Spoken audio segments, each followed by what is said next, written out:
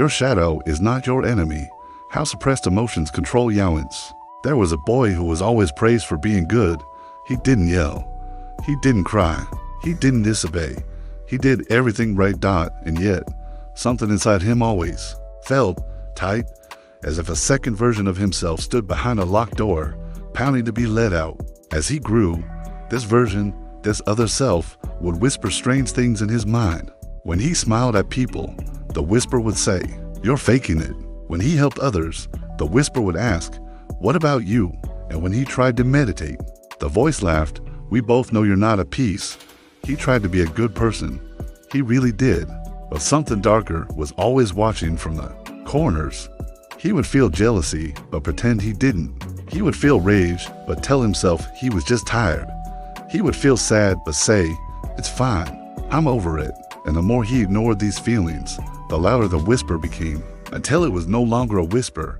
It was a scream.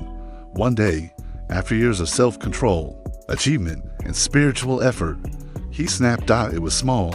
Maybe someone cut him off in traffic, or maybe someone ignored him one too many times. But in that moment, the mask cracked and the shadow stepped forward. He lashed out. He shocked himself, and for a moment, he felt powerful, real, alive. Then came the shame. I shouldn't have lost control. That wasn't me. I thought I was better than that. But it was him, not the polite version, not the filtered one. It was the part of him he locked away for years. It was his shadow. What is the shadow? It's not evil. It's not demonic. It's not your enemy. The shadow is simply the part of you you weren't allowed to be. As a child, if you were told not to cry, your sadness became shadow. If you were told not to shout, your anger became shadow. If you were punished for being selfish, curious, afraid, impulsive, those two were pushed into shadow. So the shadow is not some monster in the dark. It's your feelings, your memories, your human reactions, left alone to long. And here's the secret. What we suppress doesn't die. It grows, it waits, but it doesn't wait to punish you. It waits for your permission to be seen. Because emotions are not viruses. They're messengers. Anger might be trying to tell you you've been treated unfairly. Sadness might be saying you lost something real. You're allowed to grieve. Jealousy might whisper you've denied your own desires for too long. But we don't listen. Instead, we label this emotion is bad. That one is selfish. This one is weak. And so we exile entire parts of ourselves into silence. But silence is not healing.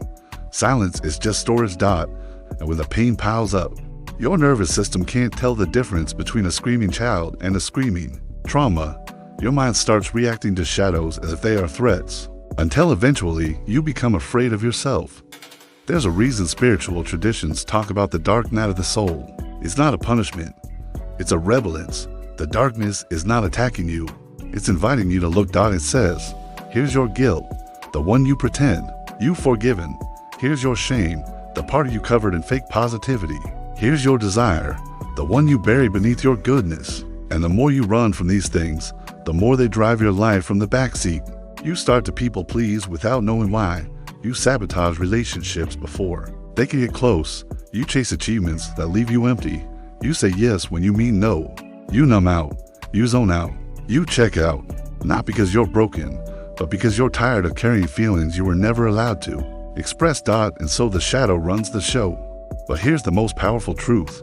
Your shadow is not trying to destroy you. It's trying to free you. Carl Jung, the famous psychologist, once said, until you make the unconscious conscious, it will direct your life and you will call it fate. In other words, if you don't meet your shadow, it becomes your puppeteer. But if you do meet it, it becomes your compass. When you sit with the anger, you realize it was pointing to a boundary. When you listen to the sadness, you find out what truly matters to you.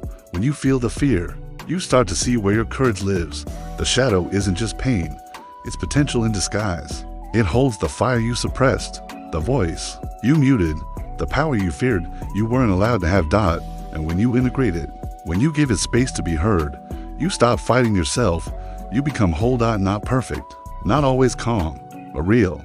And there's nothing more powerful than someone who has met all parts of themselves and made peace. So how do you begin?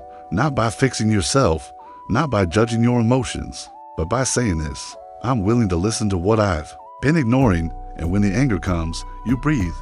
When the sadness rises, you let it.